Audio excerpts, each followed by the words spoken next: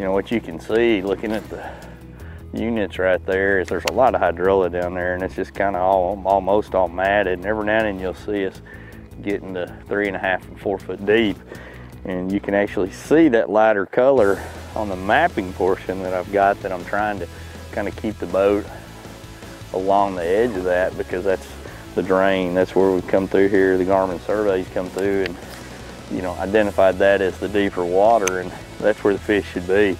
And that hydrilla is just almost to the top back here right now, even though the water's that cold. So, you know, we're just looking for the highway, trying to intersect them, and they're probably going to be, for the most part, you know, 1 to 3 pound fish that we're gonna find all the way back here right now. But after the weather from earlier in the day, we'll take those.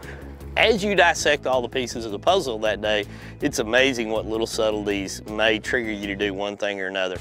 You know, I'd had a couple of bites, and as I was working way to the back of this pocket, I had just about given up on going any further. And when I looked down, I noticed on my water temperature that it was about 2 degrees warmer now than it was several hundred yards behind me.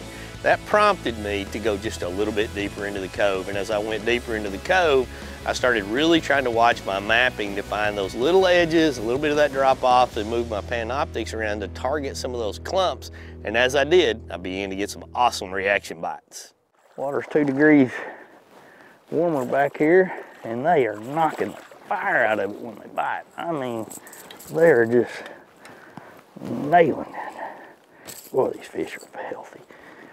Anybody that's ever fished a lipless crankbait, and I'm partial to the Spro or Roku shad, but anybody that's ever fished one of these will tell you, when you get on this kind of bite and you pause it and they hit it like a freight train and they start going the other way, will attest that it is one of the funnest bites that you'll ever have.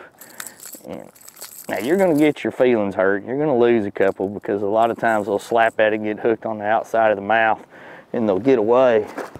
But when they bite it, it's a blast.